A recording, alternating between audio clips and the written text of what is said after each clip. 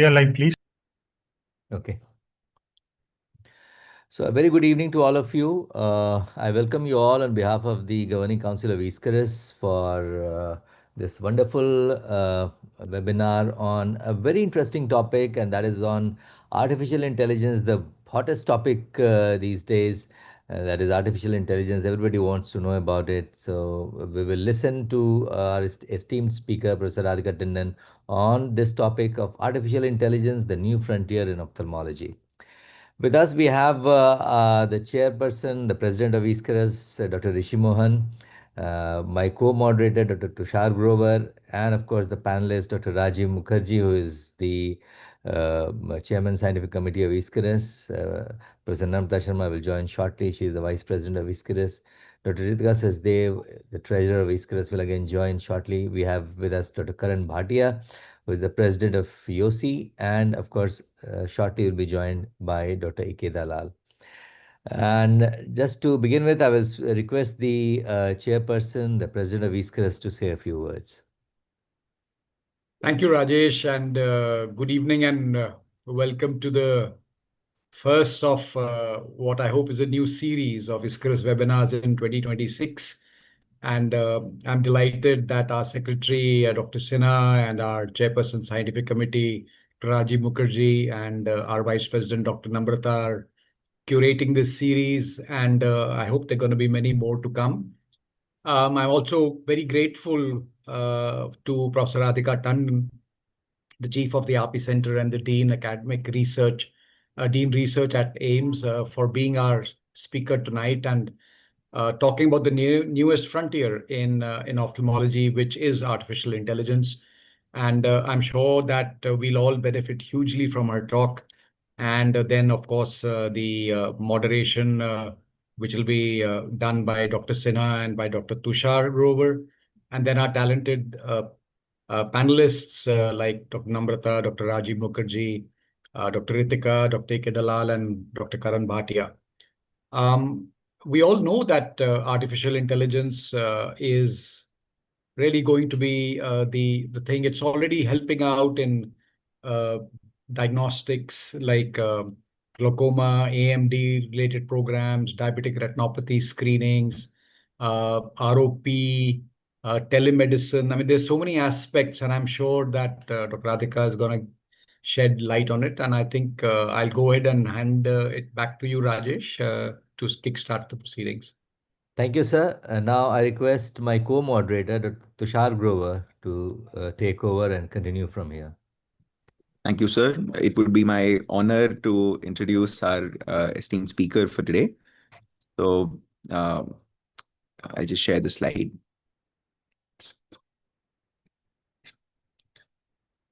Is the slide visible?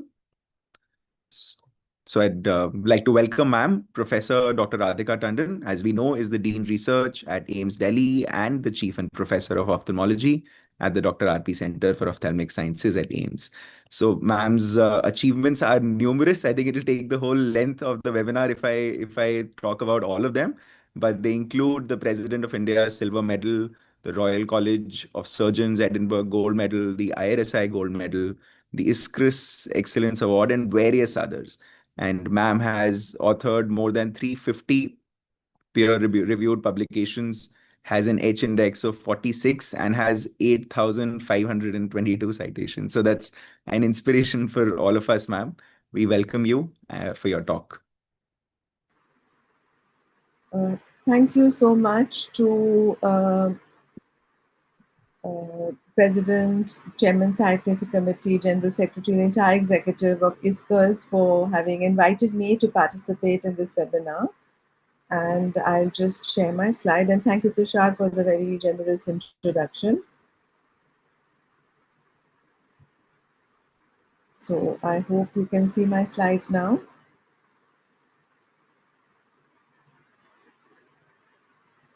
Are you able to see the slides, Tushar?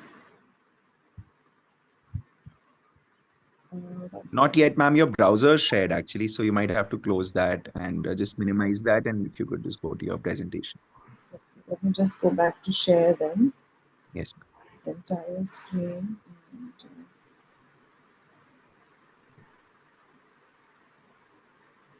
If you could just click on the PowerPoint logo, I think it'll, yes. Perfect. This is fine. Is it visible now? Yes, Yeah, perfect. yeah, Okay. perfect. So, talking about AI as a frontier in ophthalmology, it really is a frontier in the kind of space that we are as clinicians. We've known that it's there, and it's spread into our lives in many different ways, not only in ophthalmology, but even the concept that a computer is now, or a program or an app is now doing a lot of the functions which we thought were unique to us, and that a machine would not be able to do it. So in our lives, whether it's a large language model, chat gpt, even we've been using it for years with the concept of doing searches, Google search, and also in some way or the other, uh, I will not be very purist in the way I use the term artificial intelligence. I just mean that you have a device or a function or a software which is giving you stuff which earlier you had to do. Even if it was like a literature search, you would go to the library and physically search. And we've been doing it for decades now, that we're using the online searches, etc. And AI, or artificial intelligence, is just getting better and better, and the horizons are expanding day by day. So what is it that I want to share with you? What I want to share with you is that uh, it's a huge world out there of AI. There's no limit, and there's so much happening. But I thought I can give a little perspective from what we've actually experienced ourselves, just as a snapshot of what happens, what is capable of, and also the challenges in providing this technology. So I've therefore called it Augmented Insight, Our Journey with AI and Ophthalmology, in a broad sense of the RP Center AIMS story. Just go to the next slide. So is the slide moving, I hope? Yes, doctor. Yes. So, so one is the one is that AI is out there, that you can buy the software, you can use the software, it's there, you read the papers. The other thing is actually diving into it yourself. One is use as a user, and the other is as a developer. So fortuitously, we got a kind of an opportunity to be on this side of the development, because there was the e-health division of the Ministry of Health and Family Welfare, which came to AIM saying that we are looking for digital health solutions in eye care. And then a circular went out to all the departments that please mention what are the aspects that your department or your subject would be able to contribute. And then there was a lot of brainstorming, and few were selected. Now, being from the e-health division, obviously one was looking at things which are national programs or of national importance as public health issues. At the same time, where there's a big gap in care delivery, and what was doable. And with this brainstorming, it was firstly ophthalmology wanted to give a overall 360-degree solution. So we wrote all the things that Rishi mentioned. However, it's not possible to do everything at one go. So diabetic retinopathy was selected as the top priority area, and to see if one could work on that. I'm going to share the learning from diabetic retinopathy, because the principles of what we learn from here are valid across whatever disease or whatever aspect of it you want to develop or you want to use or know about, because this webinar is also just to know, to be up to date into what this world means. So that's why a lot of what I say is not directly related to, say, the spectrum of diseases that we cover in ISCRS, but it is a universal truth and a universal learning. We mustn't forget that global eye health is defined as a degree to which vision, ocular health, and function are maximized worldwide. This is a different way that the engineers look at global eye health, not like just the concept of the globe as a physical space. And so it's overall the well-being in terms of an individual, optimizing the overall well-being and quality of life. And here, that's what we all do. We have a whole lot of diseases which we know are a problem, and we are trying to develop a problem statement.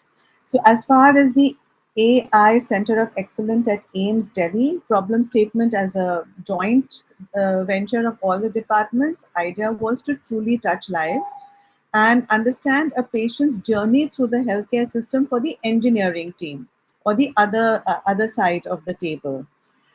So it was decided that we should target the national healthcare programs because that's what we're good at and that's what the people at AIMS are, totally into.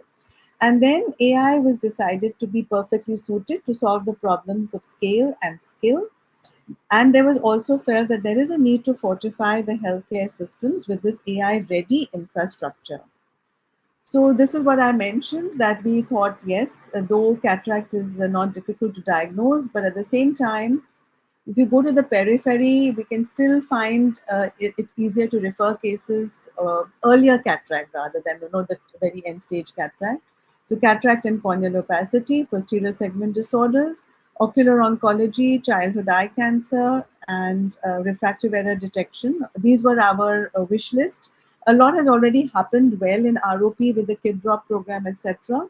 So we also didn't want to duplicate efforts, waste energy when things are already in place. In with that perspective, you would say that no, there is already Google has a program and Remedio has a program. So remember that this discussion was started about 5 years ago, and at that time, Google program was good, but at the same time, it's not sort of approved to be used as a software as a medical device in India. Then the question was the expense, and supposing you are trapped in a situation where you get used to using something and later on it becomes very expensive, then it should not be inaccessible to us. And thirdly, with Remedio also, they've done a marvelous job. They have the handheld camera, they have the software. But there again, for the AI part, there is a cost. And that AI part has not been indigenously developed as far as I've been told. It is an international collaboration. So we felt that if you're going for something from the government, from the e-health division, then you have to have full ownership, and at least we should not be in a position to say we can't do it. So that's how it was, so led by Pradeep Venkatesh and Rohan Chavla, but the entire team, retina team, not only presently at RPC, but previously at RPC, because they had to take a lot of help from past senior residents and a lot of people to help with this work. And everybody did it from the love of the subject and the desire to help patients. So, of course, we know why collaboration is needed, so I'm not going to waste time on that. Then we had to get the engineering team to understand what actually happens in the periphery. So in hospitals, yes, we have expertise, but if you go to the periphery, then you have to see that what is the environment. You may not have a quiet space. You may not have a dark room. Then the people handling it, how technologically hi-fi person do you want? We felt that the need is such that we cannot go beyond the district level for diabetic retinopathy. And then for every disease, you can customize. So for cataract and corneal opacity, we felt it has to be simple smartphone based, and it should go right to the periphery, that is right to the village level, ASHA worker. I was very keen that there should be a kiosk kind of a platform, that there's a kiosk there and a person just walks into the kiosk and then presses a button and then gets everything done. But that we haven't reached yet.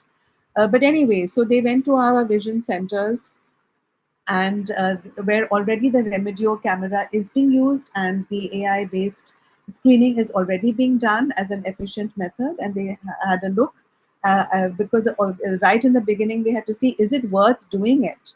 Because if the technology is already there, you have to be able to give something better, because otherwise you're wasting energy, and also everything is moving so fast that you may as well spend your energy on something else. But we definitely identified that, as I mentioned, that there is a benefit.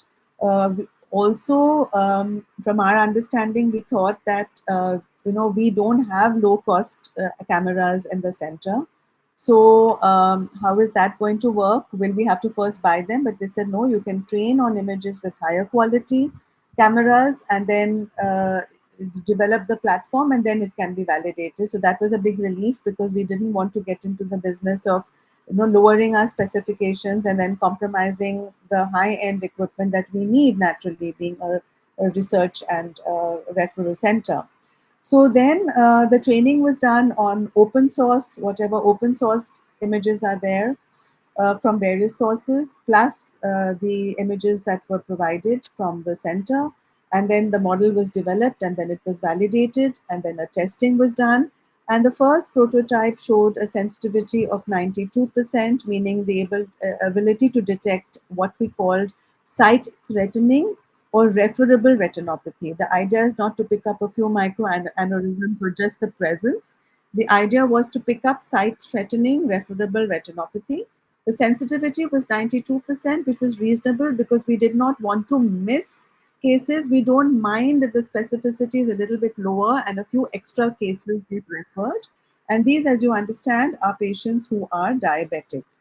So they would be screened. So we looked at the objective, the study design, the data source, and sample size. So this is how we started. And the AI model for just the presence or the absence was the initial the platform that we did. And here the sensitivity and specificity now improved. 90% sensitivity, 92% specificity. Then we went on further that referred and non-referred. So here we got 90.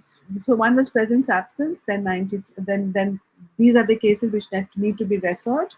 And so there we had a sensitivity of 93% and a specificity of 95%. And the kappa score was also high, which is near perfect agreement between a trained person, a qualified retina specialist, and what the model showed, comparing to the gold standard. And even inter-rater agreement was pretty good at 0.87, taken as near perfect. So then the idea was to look at the diagnostic accuracy as a blinded comparison going into the periphery and also retrospective images. So now we looked at it with actual patient images, and here the sensitivity was presence or absence was 90% and specificity was 78%. And then the AI model as to refer and non-refer the patient to a specialist. Here we got a sensitivity of 100% and a specificity of 82%.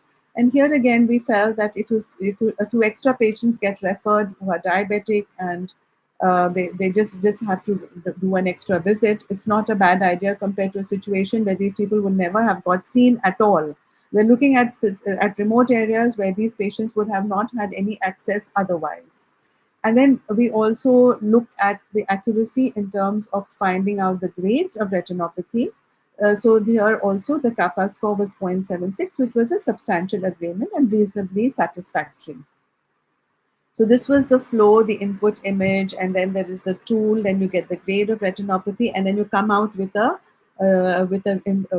kind of a diagnosis or a kind of a output suggestion, referable versus non-referable. So then we went to the vision screening centers. All of this is with ethics approval, and in the periphery now, in the vision center, 1,423 diabetic patients were examined, and total referable patients were actually pretty high, and this was the average patient seen per day. And so this was now showing in comparison to the other devices. So this is the AI model that we had. We also looked at retrospective evaluation of retinal images from the open data set, and those taken with the low-cost fundus on phone camera, and all of them across the board showed that the model is good and reliable, and one can proceed further. So then we went to prospective data collecting. As you can see, we had to be very careful because we were doing some work for the Ministry of Health.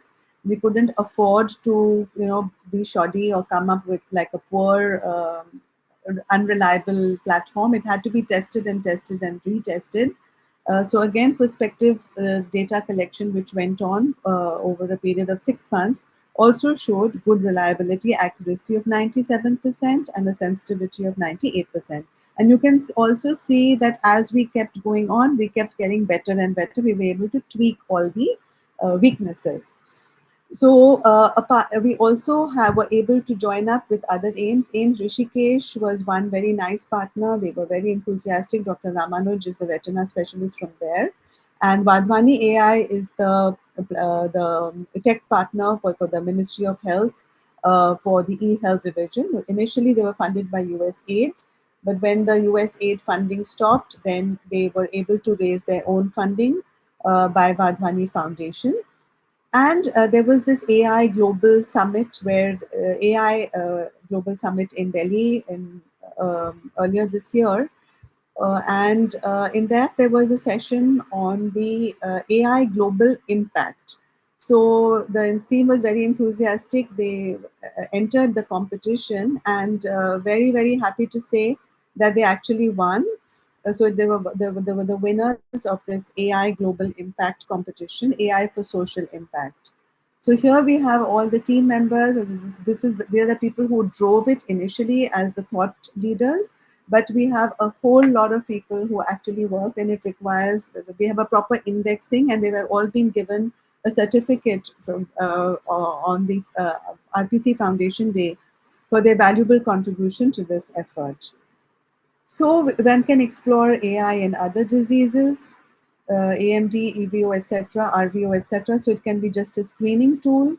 AI in glaucoma is in the pipeline, spearheaded by Dr. Tanush Dada and Dr. Vivek Gupta, and other areas also that we had mentioned. But you see, it requires funding, it requires a tech team. It's not that you just order it and the person can just come up with it.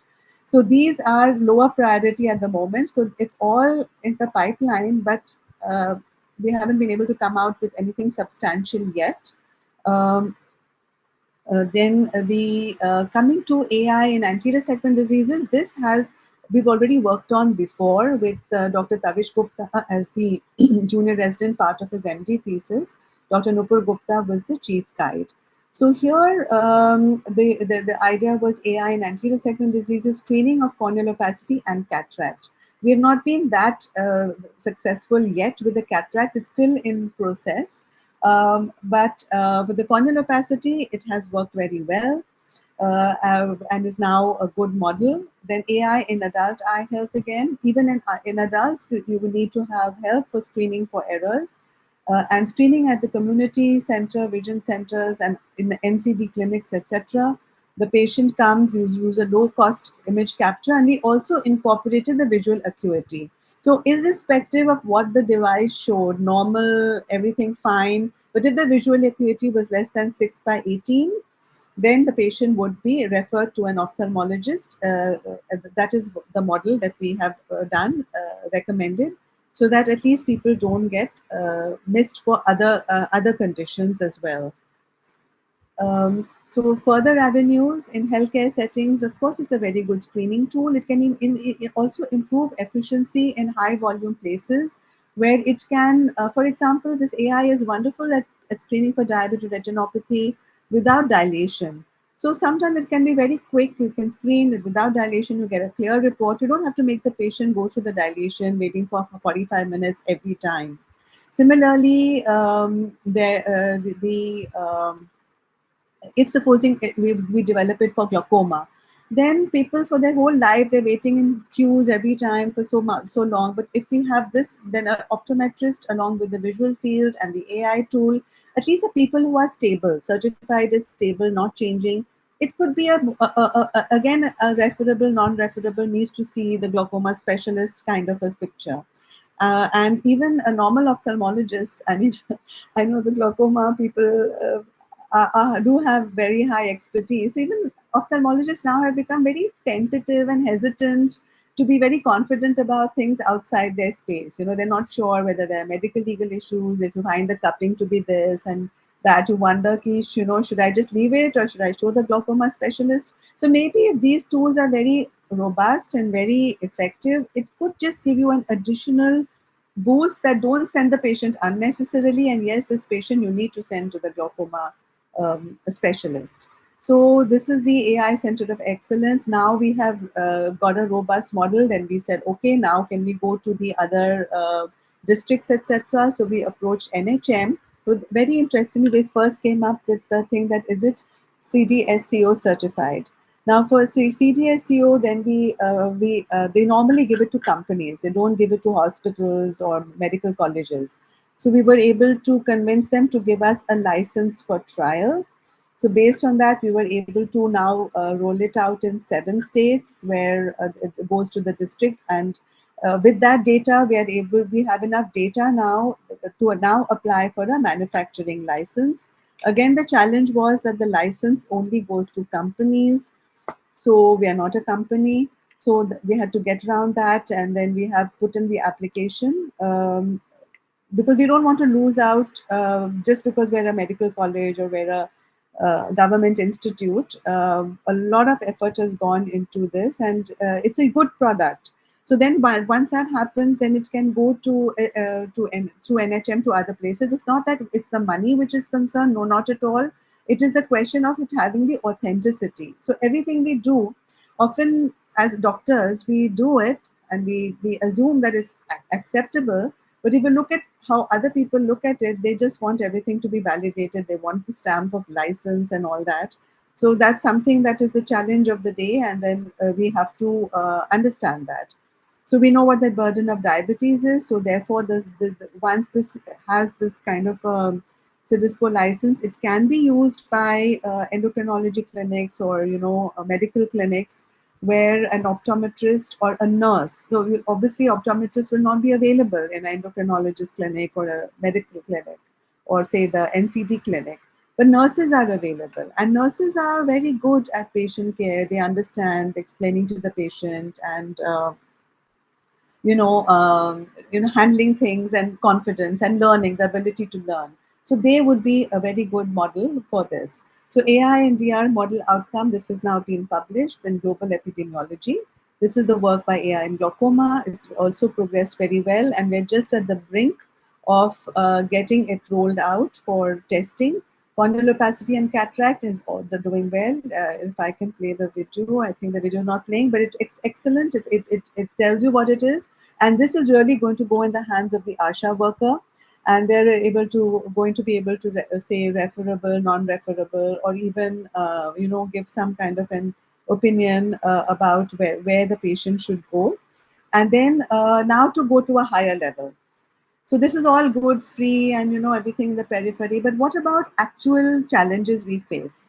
So this started because with congenital corneal opacity, often I noticed that even in a high center like ours, where we have all the expertise, often patients it would be difficult to tell whether it is a congenital glaucoma, whether it is an anterior segment dysgenesis, Peters anomaly, or CHED. And we would always argue that in patients come very late, so it's not pure, or it's complicated by other conditions like nutritional deficiency, infections, and so on, which is all very good. But even then, often there would be this misdiagnosis. In fact, there was a case of CHED actually got operated by a trab because of this confusion, when actually the patient didn't require the trab at all. So this kind of thing was happening. It bothered me. So I said, can AI have a role in differentiating these developmental variants of anterior segment dysgenesis with infantile corneal opacities? Considering that we at our place do have this, even had these diagnostic challenges, what about in the periphery? A newborn baby is born. What do they do?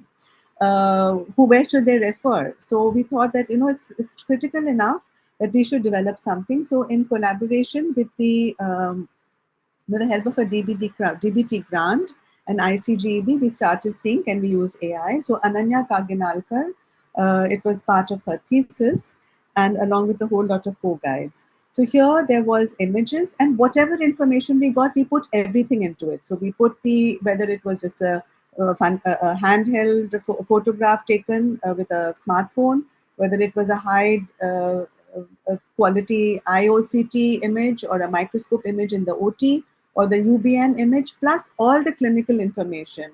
When was the child born? When was it noticed? What were the symptoms? Everything was put in. What was the age and presentation, and so on. So here we found that using the clinical pictures and the UBM and IOCT, we got a lot of good information from this. Because of lack of time, I will not spend much like to go through it in great detail. But it was found that there are different patterns in presentation. Like for example, CHET presented a little bit later, Peters presented a little bit earlier. The corneal diameter was a clear indicator that it goes in favor of congenital glaucoma. The UBM was highly specific, and so on. So the idea is that once we're able to train the AI adequately with enough UBM and intraoperative OCT and high quality microscope images, can it get the same information on its own from a simple smartphone based image, which we are expecting some person from the periphery may send to decide what is to be done. So that is the goal for this exercise, and it is in process.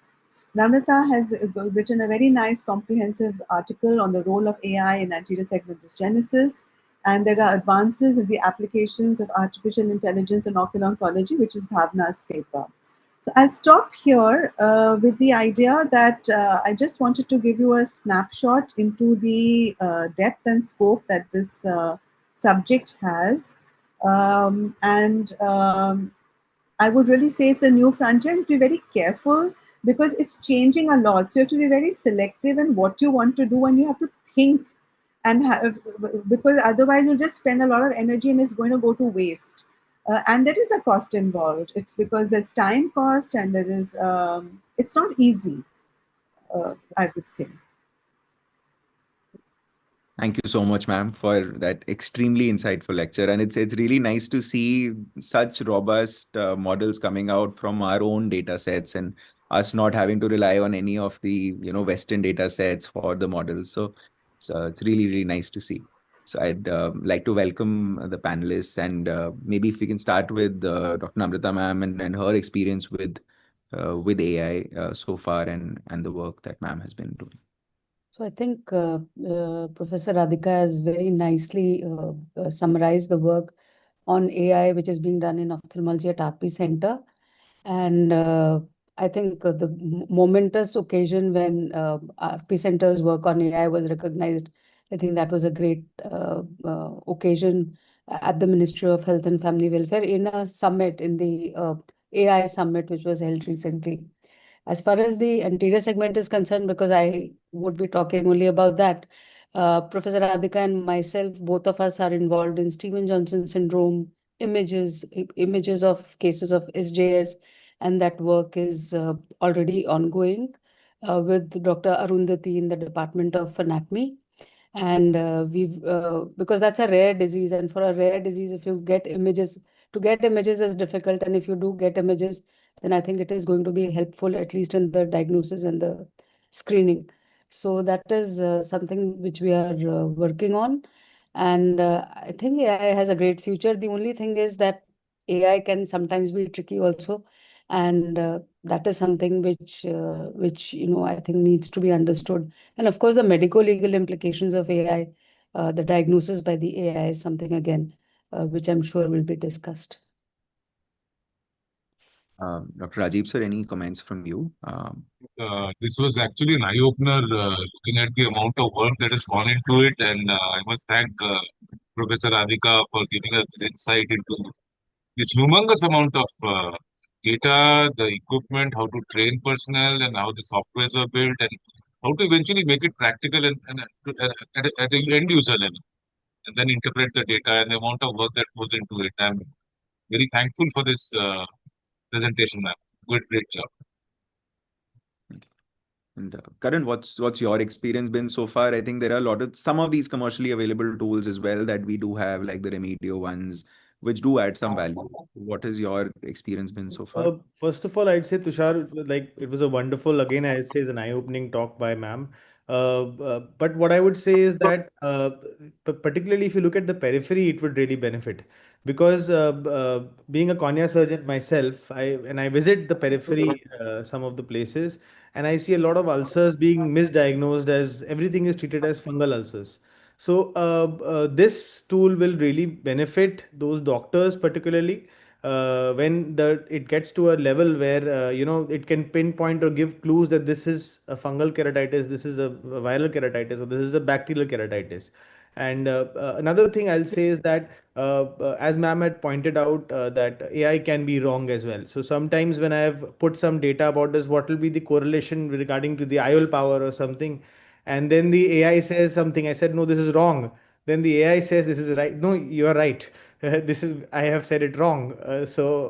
The next thing is that I have also experimented a bit with ChatGPT, which we all have. So, and I have uploaded some images, common images, such as, a pellucid marginal degeneration, or an ulcer, or a keratoconus, or a Terence marginal degeneration, and it's actually sometimes, given right clues towards pointing that this is that disorder.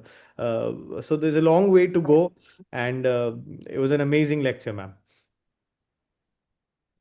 Dr. Rishi, sir, your comments? Amazing. And I think Radhika had very nicely stated it in her first slide by saying insights rather than artificial intelligence. So advanced insights was the name, which is AI as well. So I think when we are making these models, one of the things that we need to look at is to see whether the aim of the exercise is just to define who is referable, or is it also to define what is the line of management that is going to be done? So, if it's out in the periphery, naturally, even if we know the line of management, maybe it's not a deliverable at the local situation. So, this patient needs to be referred. So, I think when we are looking at screening programs, the whole thing is going to be based on what needs to be sent to a higher center and what does not. Whereas when we look at things like Stevens-Johnson's, for example, there are established patterns of what needs to be done at the primary level, and then what needs to be done at the secondary or tertiary level, and whether this patient needs an immediate referral or not. So I think it's a rare disease, and I think Namrata is absolutely right in trying to find out and try and see where some sort of cohesive and a kind of an approach can be taken up on these cases. So I think brilliant, and I think I'm happy that this subject has been brought up and being discussed. So I'd like to ask you a question, ma'am. So a lot of work so far has been focused on screening and what is referable, non-referable. How far are we from a stage where we think AI can predict progression of conditions? I mean, say which individual is going to transition from mild to moderate or moderate to severe in PDR and in other conditions as well. So, you brought up a very important point, Tushar, and honestly, there's no reason why it shouldn't be able to, but you'll have to combine it with the metabolic parameters, for example. So, you'll have to then design it that it will also have the duration of diabetes, it will know the HbA1c, then it may have, so this, if you put in all this input, then you can develop a model where it can even predict the progression. That's one. Now, in order to learn to teach it how to predict a progression, to develop a model which can predict progression, you will require serial photographs of a patient, which goes from no retinopathy to progression. And then you put that into your model, and then you have to train it. So when it sees that this is the real natural history, then from another person, it'll pick up something like maybe the way the vessels are, or maybe the sheen of the retina. There are 2-3 different scopes of AI development. One is that you train it word by word. I mean, we're not using the right words, but the other one is that you just put in the images and let it sort of come out with its own thing, and you see if it's sensible. So this kind of thing would be that you've given it a whole lot of serial images of a person going from point A to point X over a period of time. You'll have to put in the data about the duration and all that. And yes, why not? It should be able to predict, but it's a lot of work. It's a lot of work. That's the thing. And then to find an engineer, you see, the engineers are very pragmatic. They just don't want to do things for the sake of doing it. It has to be successful in some way or the other. So in a way, there's no harm. They're like doers. They're just not just thinkers. So, but I feel it's a brilliant idea, and I feel that, so then you have to do a little brainstorming. So who will benefit from this? And I feel that there's a benefit. I, as a patient, would like to know.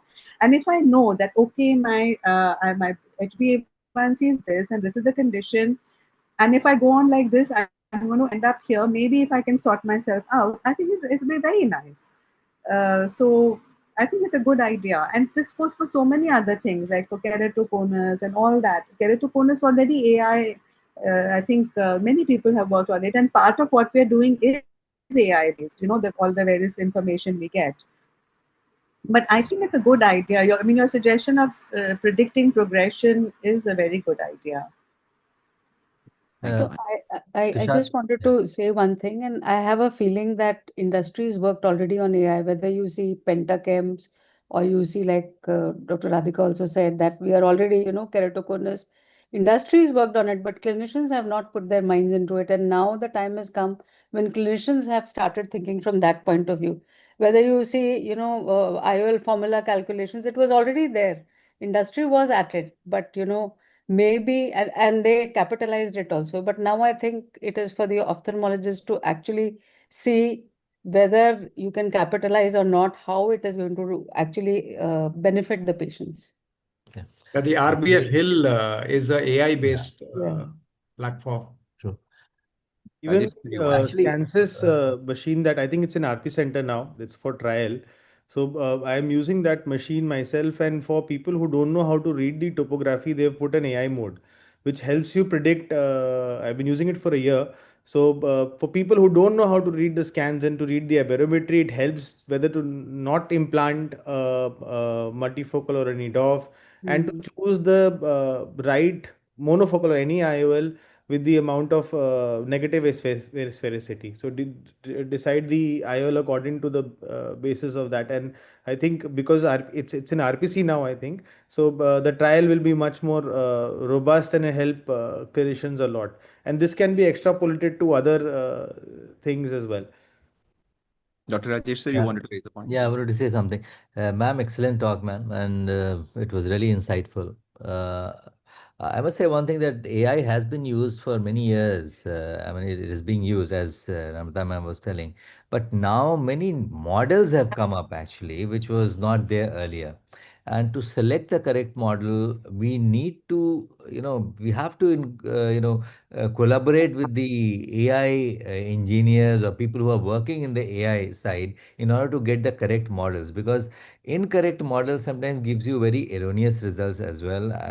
I'm working on a couple of things, and figuring out that a couple, it's not just AI, but selecting the correct model for a particular situation is very important.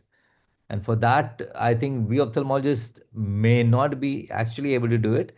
But yes, if we take help from the AI experts, then doing a collaborative effort will definitely take us to a different level.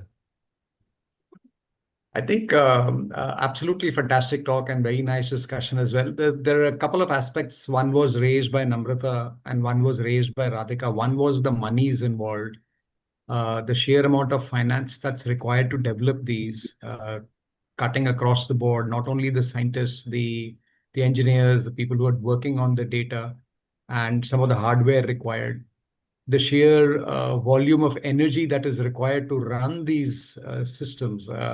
Can we actually afford it if it starts to get, very widespread? And the third aspect was the medical legal aspect. So, you cannot have a program which is 100% sensitive and 100% specific. So when you can't have that, there are going to be errors. And what's the implication of making errors in our judgments? That's something I think so far the courts haven't weighed in on this, but I'm sure they will at some point. So I think there are some aspects. So I think some sort of and that would be a recommendation for me, some sort of a task force that could be created within the RP Center specifically for ophthalmology, with all the top people and the brains there, along with the collaborations from the relevant ministries and maybe the IITs and the who could actually look at some of these aspects and take AI to a level that the average and the ordinary ophthalmologist can benefit. I think that should be the aim. Actually, we are missing the term to be used is machine learning. Yeah.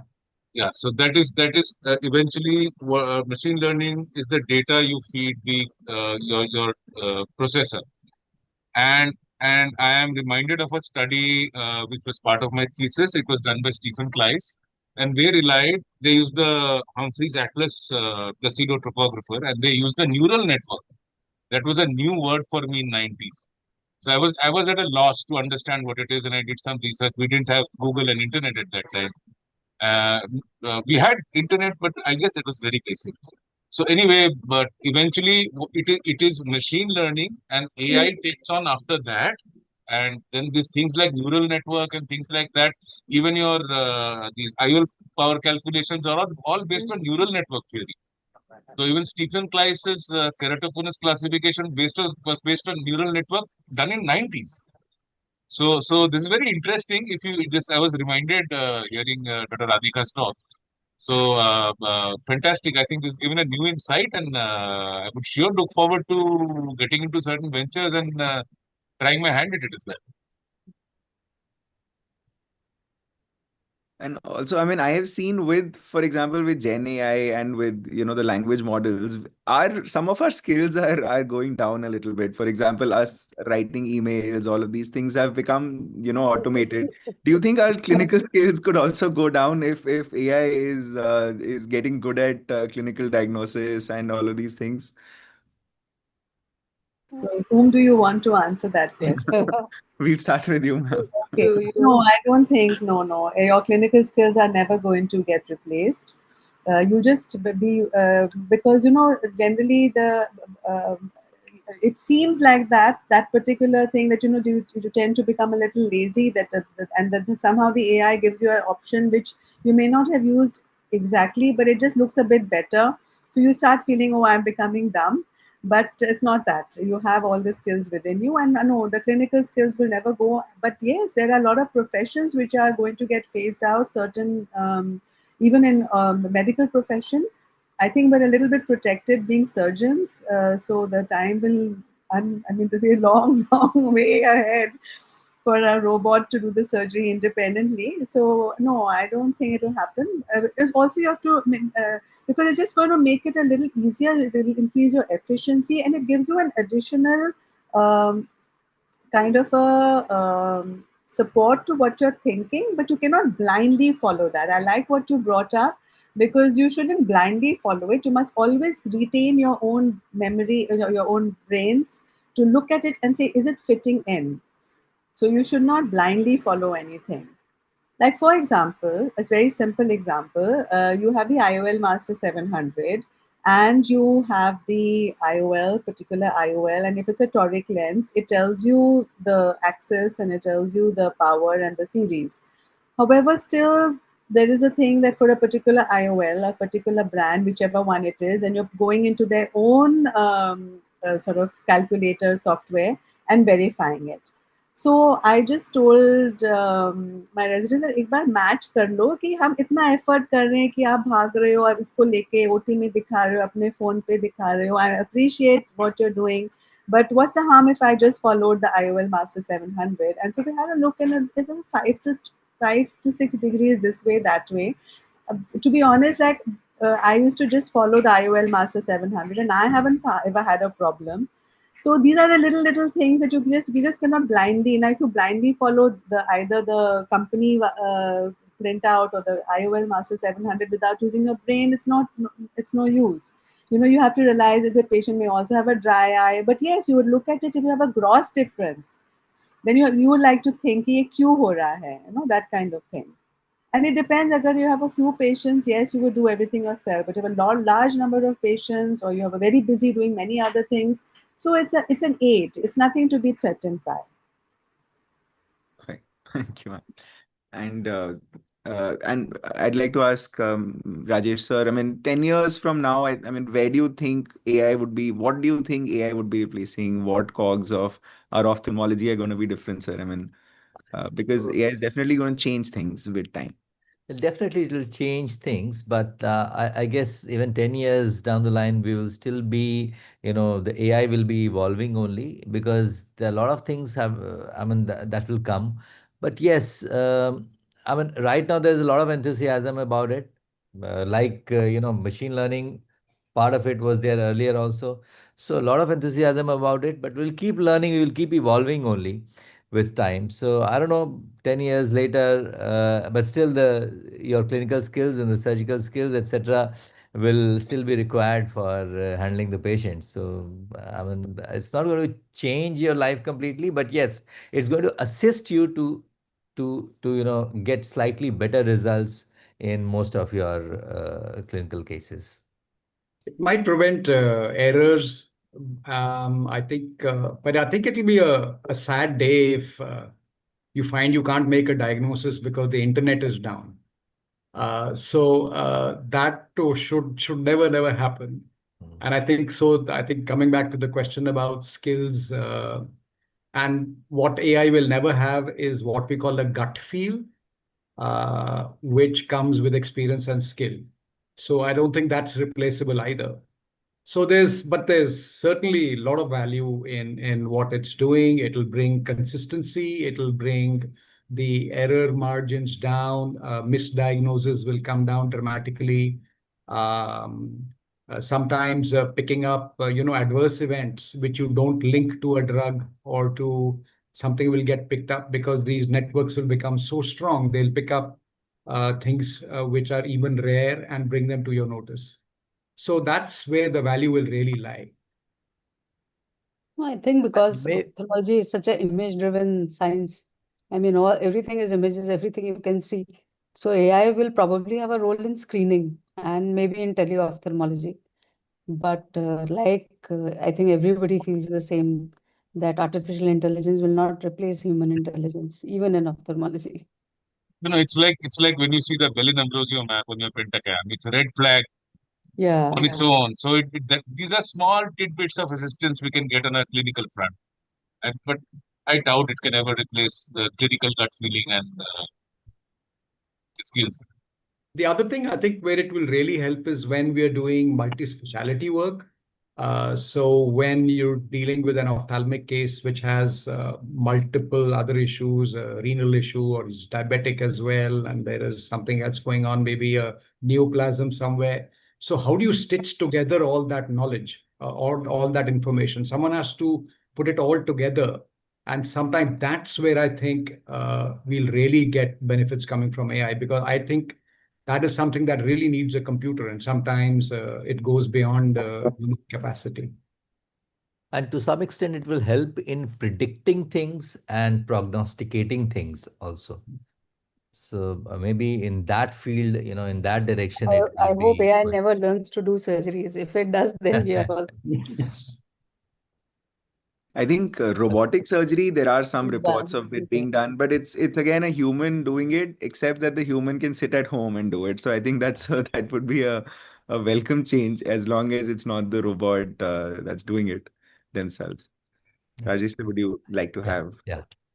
So in the end, I would like to thank Dr. Radhika ma'am had an excellent talk, and this is a topic which everyone wants to know more and more. And the more you want to know, I mean, due respect to everyone, the more you want to know, the more confused you get actually, because there are so many models, so many things. So yes, it is a topic which is really a hot topic, and that's why we thought that we will start this. Series of webinar with this wonderful topic. So thanks a lot, ma'am, for sparing your valuable time. I would like to thank the chairperson, Dr. Rishi Mohan, Dr. Namta Sharma, Dr. Rajiv Mukherjee, of course, Tushar, you were a great help, and Karan and Ikeda and Ritika. So I would like to thank one and all. I would like to thank Sunil for his IT team, and would like to give special thanks to IPCA for supporting this webinar. So thanks a lot, and thank you all who have been stuck to this, who were listening to this webinar, and who participated in this webinar. So thank you all, and a very good night to all of you. Thank you. Thank you. Bye bye. Thank Bye. you.